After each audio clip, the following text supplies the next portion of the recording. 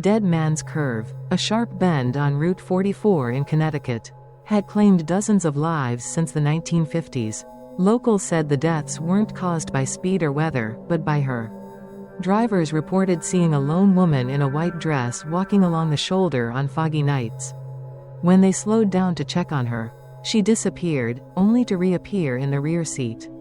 Tom Ridgway had heard the stories growing up, but he didn't believe them. Urban legends, he thought, stories adults told to keep kids off dangerous highways. That confidence changed one October night, when he was forced to drive the curve alone. His shift at the warehouse ended at 2 a.m. The night was unusually silent, and a heavy fog rolled across the road like a living thing. Tom switched on his high beams, but the fog swallowed the light whole. As he approached Dead Man's Curve, he saw her, a woman standing completely still on the right side of the road. Her long hair hung wet over her face. Her dress was soaked, as though she had stepped out of a river. Tom slowed, heart pounding. He rolled down the window and called out, "Are you okay?" The woman didn't respond. She didn't move. Her head slowly tilted upward, and Tom saw her face. No eyes. Just two empty black pits. He slammed on the gas. He tried to brake, but the car slid on the slick asphalt. The world spun in flashes of white and black. The guardrail crumpled as the vehicle smashed through, tumbling down the embankment. Everything went silent.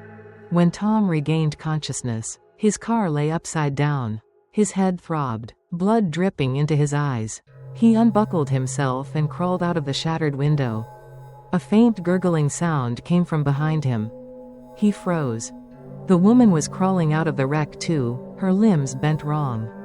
Bones cracking as she twisted toward him. Water dripped from her open mouth.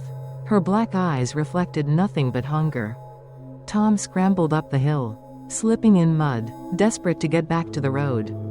Tom reached the top of the hill, panting. The road was empty, the fog thicker than ever. Behind him, he heard her footsteps, slow, dragging, deliberate.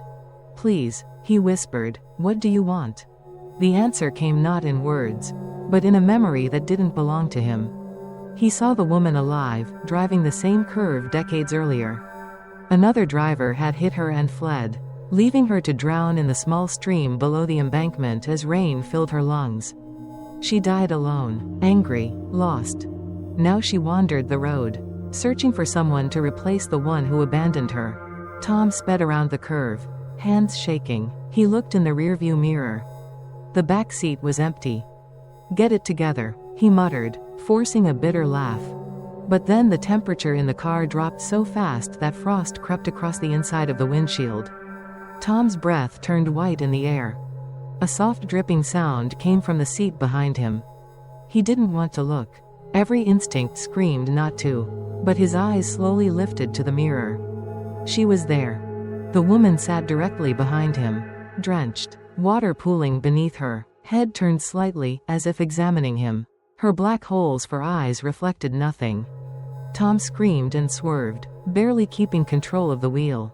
Tom stumbled backward as the ghost emerged from the fog and approached him. Her head tilted, water spilling down her cheeks like tears. "You're not alone," Tom whispered, trembling. "Someone should have helped you. I'm sorry they didn't." Her movements stopped.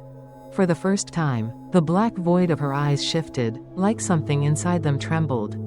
Her mouth opened, not to scream, but to release a single drop of water, splattering on the asphalt. Then she faded, right into the mist. Tom collapsed, sobbing. When rescue crews found Tom hours later, he was hypothermic, rambling about a woman with black eyes. His car was totaled, but investigators noticed something strange.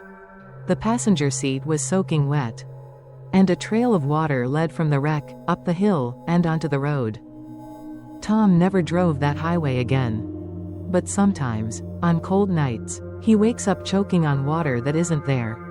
The locals still warn travelers. If you see a woman on Dead Man's Curve, don't stop. Don't speak. And for God's sake, don't look in the back seat.